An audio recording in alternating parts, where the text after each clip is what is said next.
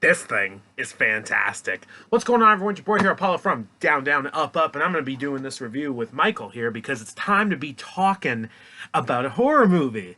Guess who just went to see the new Halloween movie? Yep, that's right. I'm a huge fan of this franchise, have been for the past few years now, and I had to finish it up. The 2018 movie is probably my second favorite Halloween movie of all time. I loved it. Loved it. I can watch that one with the first movie, the original 1978 movie, like bread and butter. I like the second movie from its time, though. That was good. The third movie I like, but everyone else didn't at the time because there was no Michael Myers, no Laurie Strode, none of that. Four and five, I can have a good time with. Six is the worst piece of crap I may have ever seen the franchise do, considering there's two versions of that movie and they both suck so bad. I have not seen the Rob Zombie ones. I have not seen Resurrection, or at least not all of it. H2O was okay. 2018 movie. I just told you my explanation on that. Halloween Kills last year doesn't have any replay value for me and took the focus off of what I wanted it to be on, and that's you and Laurie Strode. This movie, Halloween Ends, is, to sum it up perfectly, it is not the movie you would expect it to be. By far. Does that mean it's a bad movie? This time, I think I have to say my honest truth is, it depends who you ask.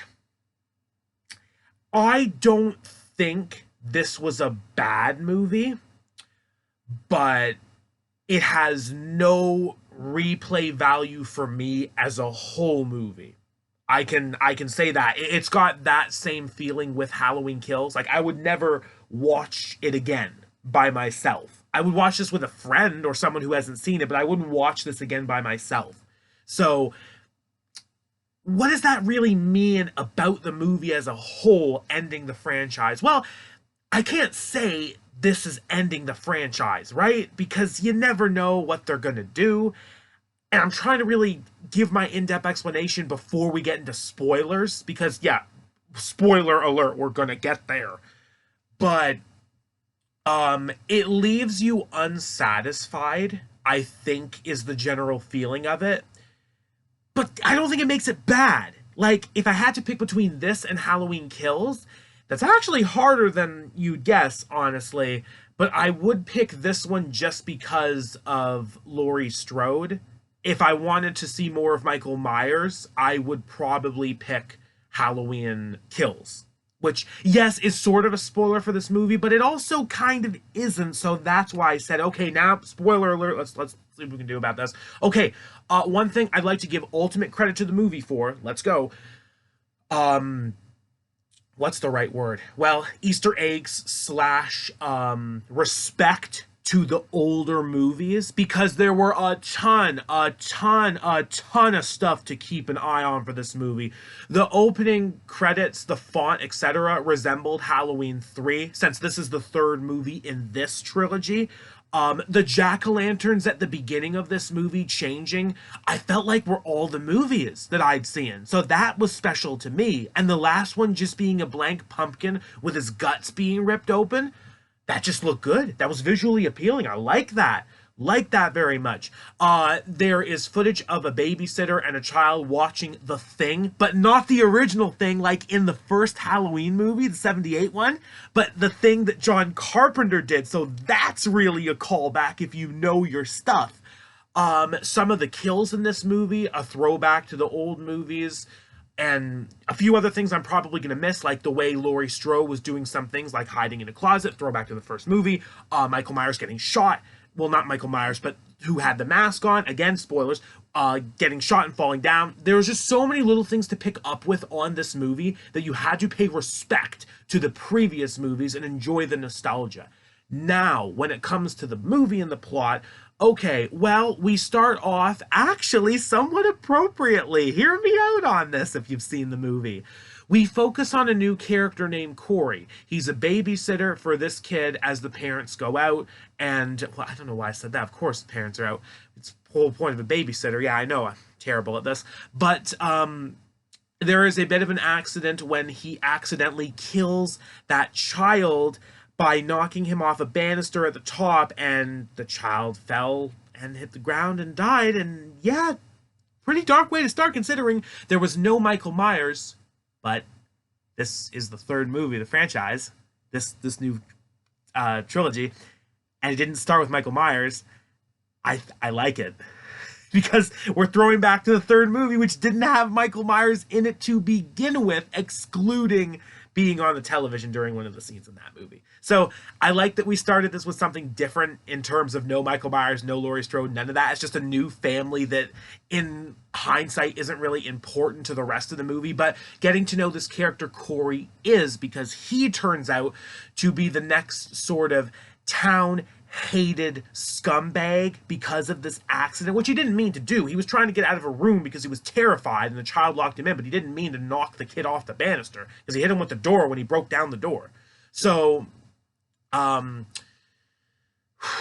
to hold myself together on this one, because this would have been 1 year after the events of the last two movies. So now the town has something new to hate, because if Halloween Kills taught us anything, this town is trash and the people suck by far. They're all terrible, not good people. So we then follow Corey for a bit of the movie, and his life has basically gone down the drain. He just ends up working for his father's sort of mechanic junk shop.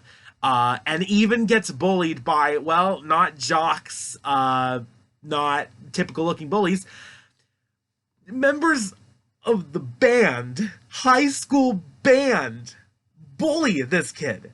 Like, honestly, I like that because it just goes to show anybody can be a bully in this world, man. Anybody can be a bully. Anybody can be a bully. Anybody can be a rotten bastard toward another human being. So we got band members bullying him. Laurie ends up helping him. She sees a little bit, I guess, of herself or pities him or something, so much so that she introduces him to her granddaughter, who is now working as a nurse. That's kind of ironic following things, but I like it.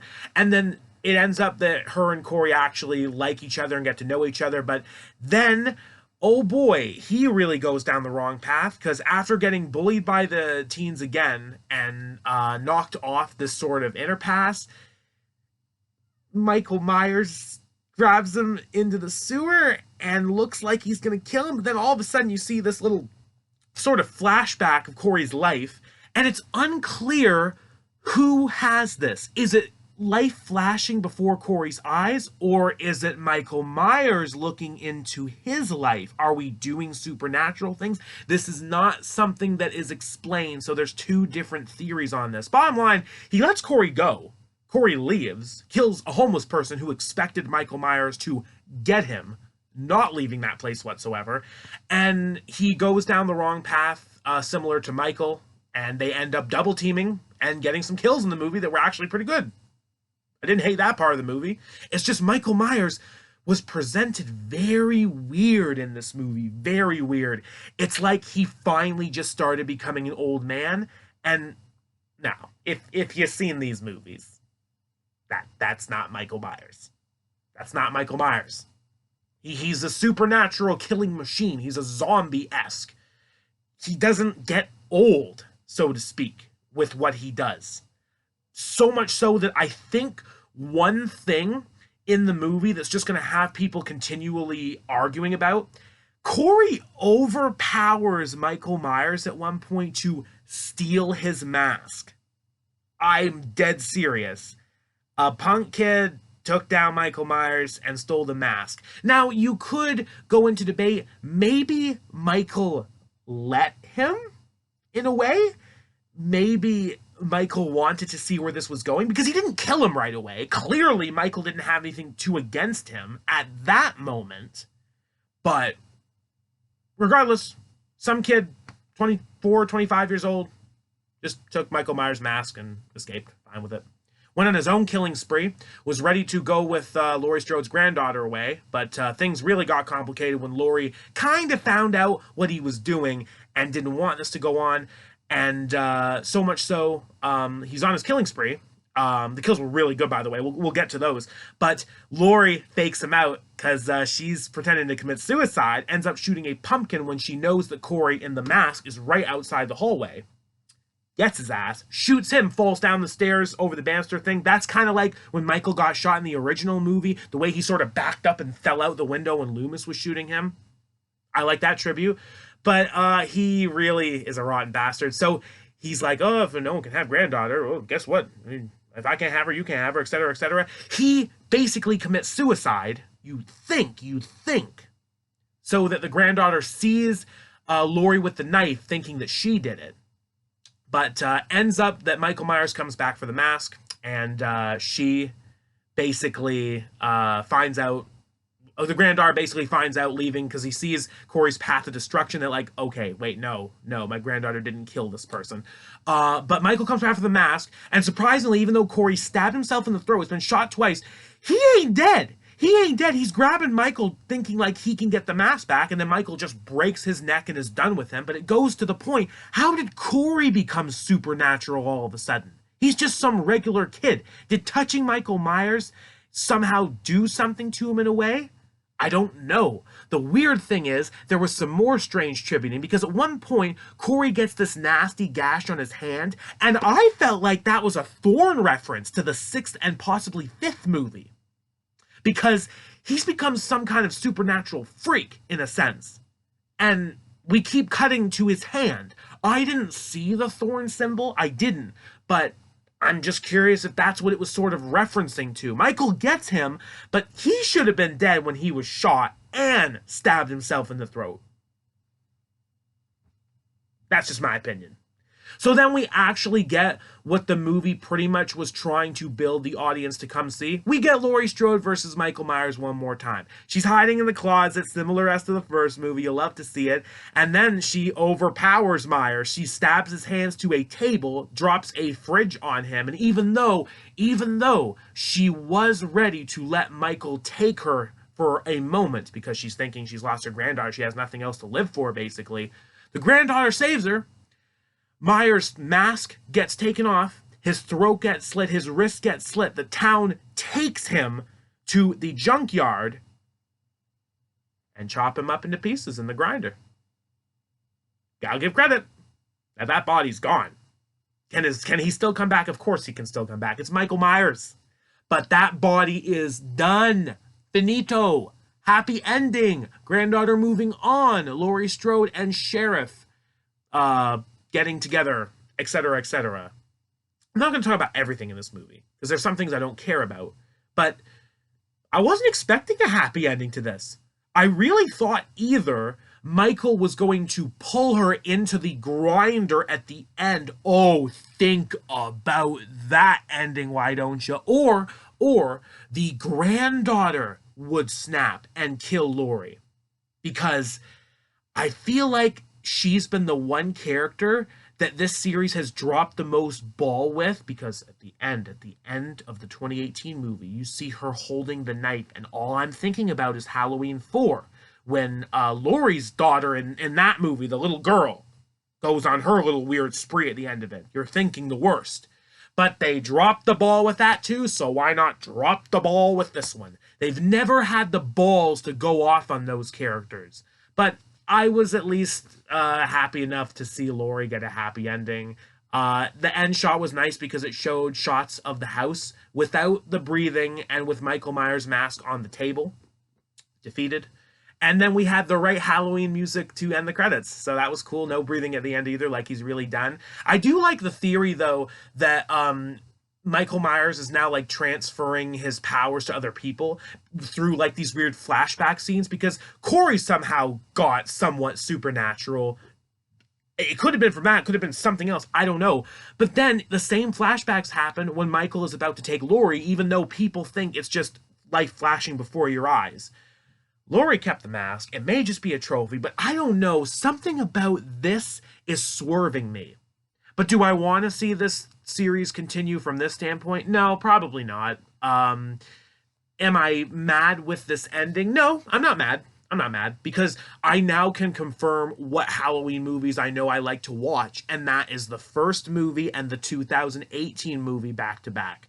So I'm not disappointed. Do I want more? Yeah, like I said, it made you feel unsatisfied leaving.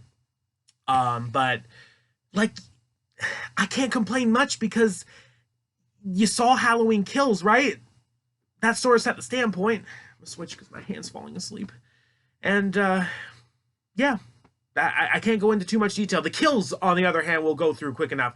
There was a good portion of like top notch and then mediocre off screen nonsense. A few that I'd like to cover. Michael got his trademark up by the throat and then knife through the body kill like he did to Bob in the first movie. He did it with a nurse in this one. Nice throwback. Corey actually did get most of the kills in this movie, though, to be fair. His nastiest one was the DJ. I don't want to spoil that for you guys, even though I've spoiled enough. So if you haven't seen the DJ kill, stop watching this because I want to say it now. That man's head got messed up, his tongue got cut out, and it got put on the record he was playing. And it was just so funny. It was so disgusting, but it was so funny. I couldn't stop laughing. Oh man. You just never know. You just never know. Yeah. That's my quick 10 cents with this movie. If you're a fan of the series, I would say you should watch it. You should wrap it up. Just maybe don't go into expectations. And like I said, the takeaway, it's not the movie you would expect. So maybe that's a good thing in a sense, because maybe a lot of people really didn't care about this ending the way it was somewhat being built to. But it's good old fun. Enjoy yourself, man. Give it maybe like a 2 out of 5. It's okay. It's okay. I'm curious to see what more of the reviews, Easter eggs, backlash, talking, etc. about this movie is going to be, but I don't really think it's going to be a big deal. Let's just end on that. Good stuff. Thanks for watching, everybody. Like, share, subscribe. Let me know what your thoughts are about the movie if you've seen it. If you haven't seen it, why are you listening to my spoilers of it? You should have waited to see it and then watch this video. But yeah, it's your call. Your call. And let me know what you're looking forward to doing this Halloween, because what movies do you like watching? What's your favorite candy? Come on. Info. My personal favorites, I love watching the original Halloween, either Halloween day, night, or the day before Halloween, and House of Wax with Vincent Price Halloween. And I think favorite candy, Twix for chocolate, definitely Twix. Candy overall, though, that's hard. Yeah, that one. I had one, but I lost it. Shoot. I kind of want to get it out now. What is my favorite candy? Wine gummies.